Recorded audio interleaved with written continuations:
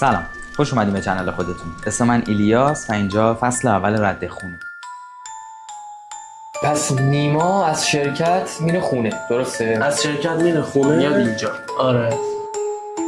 ما تو این چنل قراره که بیایم هر فصل یه پرونده جنایی رو برداریم، حالا یا قتل یا سرقت یا حالا مدل‌های متفاوته و توی قالب یه مسابقه اون رو روایت میکنیم. ببین 7:55 از خونه میزنه بیرون که هیچی دستش نیست. خونه نیما هم میرسه هیچی دستش نیست، درسته؟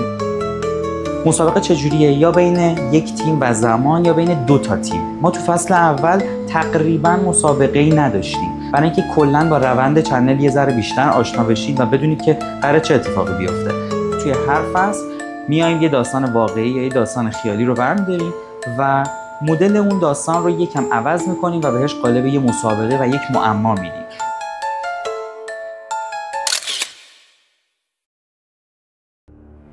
پس نیما از شرکت میره خونه، درسته؟ از شرکت میره خونه میاد اینجا. آره. از خونه خودش میره خونه دانیال. پیاده میره چون فاصلش هم کمه. بعدش از خونه دانیال میره پارک پیاده روی میکنه. بعدش هم برگشته خونه. راهی هم نداره تو خونه یه نسترن. میتونه اون تایپ رفته باشه. آره. مشکلی نداره. میبریم فیلم‌های مداربستش هم ببینیم دانیال هر آره تایماش میخوره رفته خونه دانیال، خونه خودش، اینا رو میتونیم چک کنیم. ببین فیلم ها رو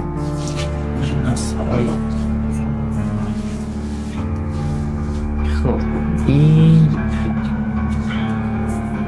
فیلم خونه دانیال. آره 8:20 دقیقه 18 فروردین هست. این 8:20 دقیقه میره داخل، درسته؟ آره. خب ببینیم کی میاد بیرون. این الان 8:40 دقیقه 8:40 دقیقه از خونه که جفتشون گفتن دیگه. داره درست میگه. مدارک رو داده و برگشته، هیچی هم دستش نیست. این فیلم خونه نیماه، دیدی داره با مدارک از خونه میره بیرون. ساعت 7:55 25 دقیقه بعد میرسه خونه دانیال. پیاده هم داره میره.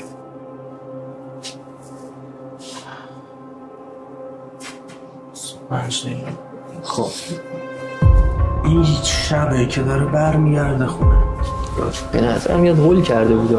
هول که کرده آره.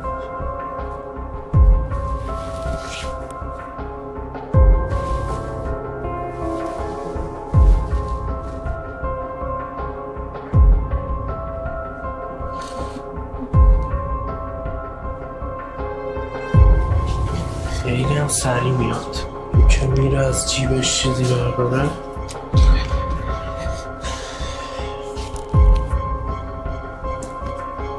میتونه فاکتوره باشه. فاکتوری که تو صحنه جاسازی کرده باشه. اون نیما برداشته دیگه. اون اگه بخوایم بگیم نیما قاتله، میتونه سناریوش این باشه که فاکتور رو از خونه دانیال برداشته و رفته انداخته اونجا که گردن دانیال بیفته. ببین خیلی تجربه باحالیه واقعا و در عین حال عجیب و سخته. یعنی ما اولش واقعا خیلی سردرگم بودیم و واقعا که تو وسط یه پرونده جنایی باشی، جای یه کاراگاه باشی، واقعا کار سختیه به نظرم. رامبود یکی از مظنونای اصلی رامبوده. خب کسی که شوهر سابقش بوده، همسایه دیده که با هم دیگه بحث داشتن و چند سال قبل به علت پخش مواد و زد و خورد و اینا زندان بوده، یعنی سوء پیشینه داره. و نیما هم تو اظهاراتش گفت که اینا با هم زد و خورد داشتن. رامبود نستران رو کتک میزده. خب رامبود میتونه انگیزه قتل رو داشته باشه. نفر بعدیمون میشه دانیال. خب دانیالی که فیلم های دوربین مداربستان نشون داده که ثابت میکنه که اون تا از خونه خارج نشد. خونه بوده. یه جورایی میتونیم بگیم از لیست ضعیف‌ترین احتمال رو داره که دانیال مظنونمون باشه و آخرش میتونه نیما باشه. به نظرم مظنون خیلی اصلی میتونه باشه توی این پرونده. فقط موضوعی که هست اینه که انگیزه‌ای نمیتونیم برای نیما تعریف کنیم. ببین رامبد میتونه انگیزه قتل داشته باشه، دانیال حتی میتونه انگیزه قتل داشته باشه ببین حالا به خاطر انتقام گرفتن، ولی نیما ما چیزی ازش ندیدیم. حالا نیما بخواد انگیزه قتل داشته باشه. یه ایمیل از ایمیل یه چیزی هم در مورد فیلم‌های دوربین مدار بسته که نیما ساعت 11:25 شب میره کمک فکر کنم. دیرتر میرسه، خیلی دیر میره به نسبت تا اینکه زنش هم نبوده، از ظهر جوابشو نداده و طبیعتا اگر من باشم اون تایم نمیرم 2 ساعت پیاده روی توی پارک. خونه نیما و رومینا به خونه نسترن خیلی نزدیکه و از اونجا که دوست صمیمی‌ام بودم چیز بعیدیه که نیما ندونه که خونه نسترن اینجاه. دقیقا برای همین حداقل اگر خونه رو بدونه که قاعدتا باید میرفت اونجا، ولی خودش گفته رفته پارک و حدود 3 ساعت هم پیاده روی کرده تا اینکه زنش گم شده. به حالا انگیزه نیما این ایمیلی که به دستمون رسیده آخرین ایمیلی بوده که برای رومینا رفته. خب راجع به بیمه عمرشه که تمام هزینه‌اش بعد از مرگ رومینا میرسه به نیما، ولی با این حال باز بعید میدونم بتونه اینقدر انگیزه قتل بده یه دونه بیمه عمر. هر کسی که بوده نمیخواسته 2 نفر رو بکشه، مجبور شده اون یکی هم بکشه. چاوه بوده. هیچ نشونه‌ای از درگیری هم نبوده، فقط ضربه به سر خورده، یعنی قطعا آشنا بوده. کار دزد یا آدم غریبه نیست. اون 3 تا ضربه خورده، این 2 تا ضربه خورده. رومینا 3 تا ضربه خورده. رومینا 3 تا ضربه خورده. آره کی؟ ببین این پرونده چند تا سرنخ خیلی مهم داره. یکیشون فاکتوریه که سر صحنه قتل پیدا شده. به نظر من اون باعث میشه رامبد از لیست مظنونین حذف شه، چون رامبد دسترسی به اون فاکتور نداشته. فاکتورم به شکل دیگه ای نمیتونسته وارد خونه شده باشه. ببین اظهارات نیما خیلی ضد و نقیض داره، یعنی داره میگه یه نامه‌ای به دستش رسیده، نامه رو سوزونده. با فرض رو برای این بگیر که دانیال اصلا رفته تو خونه، فاکتور هم با خودش برده اونجا انداخته، خودش که نمیاد رومینا رو بکشه که انگیزه برای این کار نداره. همه مدارک بر علیه نیماه. خونهش نزدیک بوده، 3 ساعت دیرتر میرسه خونه. دانیال فیلم دوربین مدار بسته داره که خونه بوده، خونه رو ترک نکرده، ولی انگیزش چی بوده؟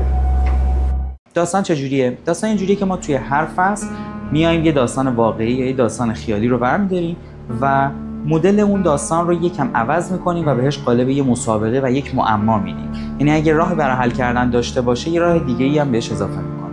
ما یه سری آدم رو به این داستان اضافه کردیم، یه سری افراد رو حذف کردیم برای اینکه مثلا به مدل فرهنگی ما نمیخورد و بچه‌ها توی بازی کاملا آزادن که با هر اتفاقی میخوان بازی رو شروع کنن، میخوان بازجویی کنن، میخوان برن سر صحنه جرم و ببینن چه اتفاقی میفته. و داستانش اینجوریه که حتی کاراکترهایی که توی بازی میان با بچه‌ها صحبت میکنن هم تا حدی آزادن، یعنی اگر بچه‌ها سوالی ازشون در مورد اتفاقا نپرسن بهشون نمیگن و اطلاعات رو نمیدونن و اگه سوالا رو بپرسن خب متوجه این داستان میشن. بیمه عمر ایمیل زده به نیما که از تاریخ 15/12/1403 در صورت وقوع فوت بیمه‌گذار کلیه اموال و مزایای مربوط به این قرارداد به نیما کریمی منتقل میشه. 15 اسفند تقریبا 45 ماه قبل. نظر خیلی ناشیگری نیست اگه نیما این کاری کرده باشه که بیمه عمر رو خودش برسه، اونم با این سرعت. با این سرعت نیست، 1 ماه قبلش بوده دیگه. چه سرعتی؟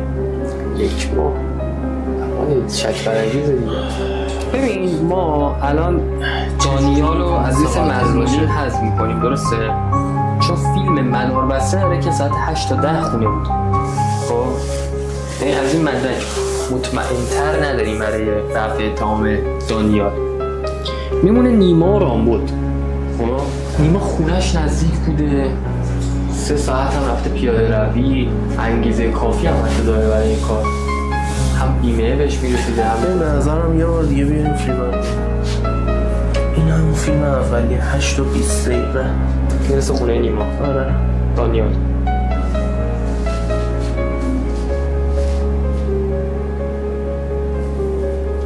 خب میره بالا.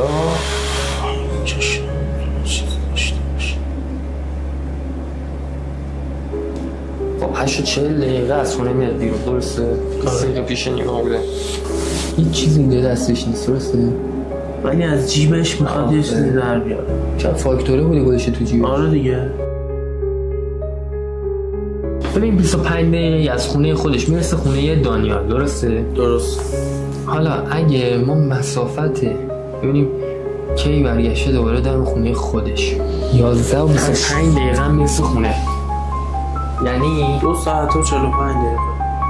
2 ساعت و 45 دقیقه بعدش خونه بوده دیگه. از موقعی که از خونه نیما اومده بیرون، از خونه دانیال اومده بیرون، یعنی 11. یعنی این 2 ساعت و 45 دقیقه وایسا ببین تقریبا. اگه ببین اینا خونهاشون توی یه راستا، خب داره، یعنی مسافت برگشتش هم تقریبا همون 25 دقیقه بوده. اگه 25 دقیقه رو از 11 کم بکنی میشه چند ساعت بیرون بوده؟ میشه 11 دیگه. میشه 11. میشه 11 8 از 8:40 دقیقه هم زده بیرون. آره 2 ساعت و 20 دقیقه، یعنی 2 ساعت و 20 دقیقه تقریبا پیاده روی کرده. 2 ساعت دیگه دقیقا همون تایم که قطع اتفاق افتاده زمان داشته بره خونه اونا رو بکشه. نیما اگه 8:40 از خونه دانیال اومده باشه بیرون، یعنی 25 دقیقه زمان برده تا برگرده به لوکیشن پارک، درسته؟ بله. خب الان چقدر براش وقت میمونه تا 11 و 25 که رسیده خونه؟ دوباره 11 و 25 دقیقه رسیده خونه. 2 ساعت و 20 دقیقه دیگه. خب گفته 10 دورم دور پارک زده. هر دورش چقدر میشه؟ 10 دور پارک 2 ساعت میشه. ببین میشه چقدر، چند دقیقه میشه؟ 140 دقیقه، درسته؟ آره. یعنی هر دور 14 دقیقه است. میتونیم بریم پارک رو ببینیم یه دورش چقدر میشه. آره میتونیم بریم. یه کمتر از 14 دقیقه باشه. تقریبا در. آره.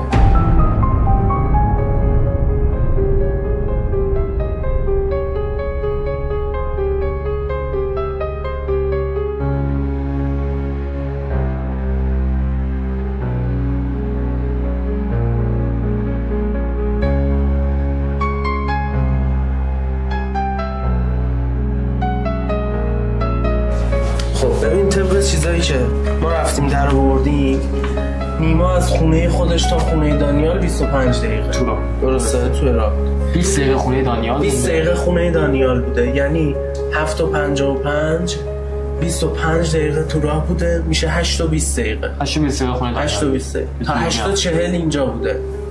خب 8:40 اینجا بوده، 30 دقیقه برمیگرده، میشه 9 و 10 دقیقه. 9 و 10 دقیقه میرسه به پارک. 9 و 10 دقیقه میرسه به پارک، درسته. و طبق چیزی هم که ما حساب کردیم فاصله پارک تا خونه نصرش بود چیز 15 دقیقه. 15 دقیقه بود.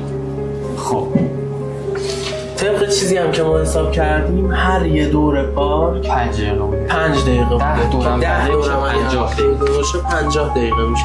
آره. خب از پارک تا خونه نیما چقدر بود؟ اونم 15 دقیقه. اونم 15 دقیقه بوده.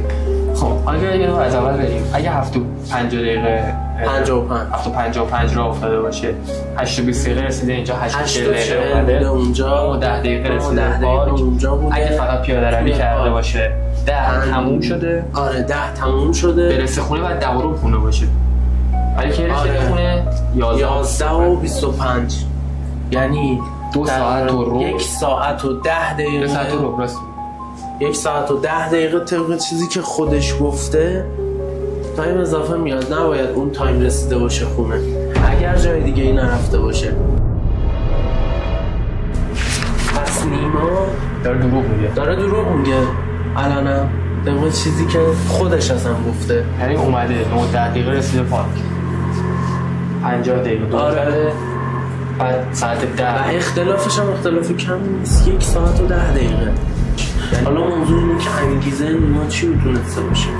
این میتونه باشه یا انگیزه مالی، اینکه اسم میکنه با دانیال بهش خیانت کرده. من اسم کنم به خاطر مالی بود که حتی طلاهارم دزدیده. میتونه مالی باشه و این که بندازه گردن دانیال بعدش هم که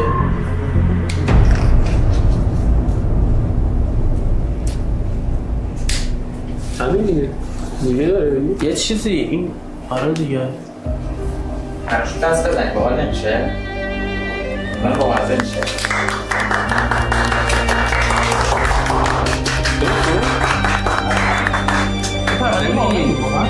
اصلا تو این چیزی که ما نیما کریمی خیلی سر بازجویی واقعا خودمو کنترل کنم ولی واقعا مراعاتشو کردم. یعنی خیلی سوالا ازش داشتم که نپرسیدم چون دلم براش میسوخت. واقعا دوست دارم برگردم به اون اول که باش بازجویی کردم و نمیدونم مثلا چجوری یه آدم میتونه اینجوری باشه آخه. مثلا تو چجوری اینقدر راحت میتونی دروغ بگی بعد اینکه این همه کارو کردی.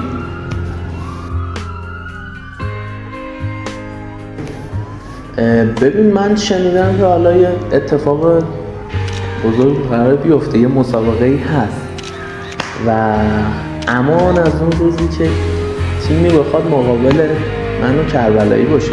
واقعا ما خوبیم، ما جدی خیلی خوبیم، یعنی خیلی تیم خوب و قوی هستیم. یعنی خیلی خوب دیگه. آره دیگه یکی دیگه از اتفاقات که اصلا یعنی پرونده اینجوری حل میشه توی بازی این مدلیه که حتی این بر اساس داستان واقعیشه ها، یعنی خود کاراگاه واقعی این پرونده اینجوری حل میکنه. یه قتلی اتفاق میفته و شاید به ظاهر اصلا پرونده ساده‌ای بیاد که شما از یه جا به بعد دیگه میفهمید که قاتل کیه، ولی داستانش اینه که فقط برای حل کردن این پرونده جنایی که بفهمید قاتل کیه کافی نیست و اینه که شما باید بتونید اون رو اثبات بکنید، اتفاقی که تو پرونده واقعی این موضوع نمیفته و کاراگاه مدرک کافی برای محکوم کردن اون آدم رو نداره. اون آدم آزاد میشه، فرار میکنه و 9 سال بعد دوباره این قتل رو تکرار میکنه. توی بازی ما شده بود 9 سال قبل، یعنی اگه بچه‌ها به این دیتا میرسیدن که چجوری مثلا سابقه جنایی اینا هر کدومشون چی بوده، میرسن به این داستان که اینا 9 سال قبل این اتفاق افتاده. توی داستان واقعی 9 سال بعد این اتفاق میفته و چرا این کارو میکنه؟